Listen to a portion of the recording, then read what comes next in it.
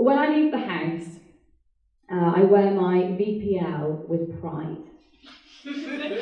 I swing my water bottle by my side to show that I'm a healthy person. I feel like school, with a sweaty grip of nylon tights to damp flesh. Chlorine sunk into the system for 2 days, like the morning after pill. A rising sail from lips when I kissed Tom Walker on Port Hill. I feel like Sunday mornings and the fish and chip flavoured biscuits bought from the vending machine.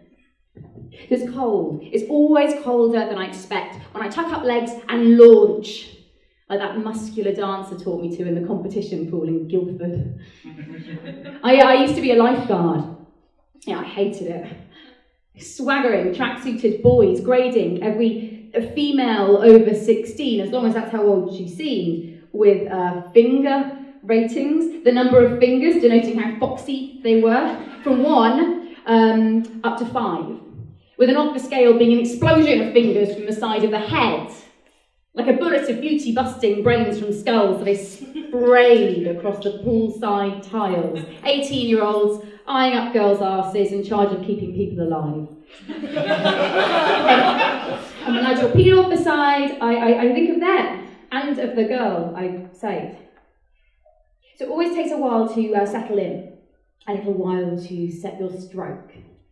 I always have to overtake the bloke who's more stomach than man, and the one who crashes his legs together like he can't bend his knees, like he's one of those wind-up frogs that you set free in bathwater, so he crashes around haphazardly until he winds himself into an action. I always have to overtake a calculated fraction of the lane until it lies clear ahead of me, until I know that my stroke won't take me too close to the toes of the next swimmer on from me. And this is when it settles in. Breath and stroke combining, setting time. I feel the weight shift from air to water, from water to air, from air to water, from water to air, and the rhythm wipes away muck. It rubs pressing stress like bird mess from a windscreen, and for a second it feels brilliant. And I feel clean. And then I realise I'm just swimming. Swimming's all I can do in this pool. That I need to swim for at least 25 minutes more, otherwise basically I would have just been for a paddle. So I swim, planting bubble kisses on the cheeks of passers-by in case they woke up next to an empty opposite pillow like I did. And then somewhere between the 15th and the 20th length, it varies. I hear my father's voice calling my name, telling me to get dressed quickly, or stop doing somersaults and just swim properly. And the only way I can silence him is to cut into the water more deeply until the muscles near my armpits burn. Until then, I hear him say, I didn't do anything wrong, again and again, like he did when we found out. I only think about him when I swim. Not when I'm waiting for northbound Northern Line on platform 2, or queuing for coffee, or thumbing book spines like new lovers in old libraries. Only when I swim, only between the shallow and the deep, while the teenage boys watch over me. I can't hear him when I'm showering. I lose the ring of his voice as I towel myself dry. I forget what the teeth at the corner of his smile look like, or what they look like when he's been drinking red wine. Because he is fish and chip flavoured biscuits on Sunday mornings. He is shocked at me lifeguarding, because I never was that sporty.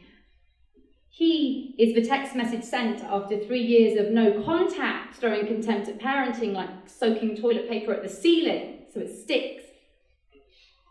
And sometimes I swim through him, blood rushing to face, so that in and out of life and the girl I saved are the only things I can focus on, else I just stop moving. But today, he stays in the next lane or just ahead of me, his laugh rolling out like the bulls he'd logged down the beach with me, like ZZ Top blaring from his car on the way to the garden centre, until I drag myself, muscles screaming out, water skidding off skin. There's a little bit of me thinking about Baywatch, but most of me running away from a hip. I always keep the wristband on, handed to me at the pool reception, and imagine I have been to a festival while I'm showering. I even work out the lineup, it's always amazing. Someone should pay me for that kind of thing. And when I walk home, I always pass saxophone practicing, and I think of Lisa Simpson. I wear my hood up to hide wet hair and the rings deeply suckered around my eyes that make it look like I've been destroying the life of me rather than making it stronger. And I leave him behind, watched over by swaggering lifeguards, drowning, knowing that like me, they can't save his life, but like me, they will be back for him in the morning.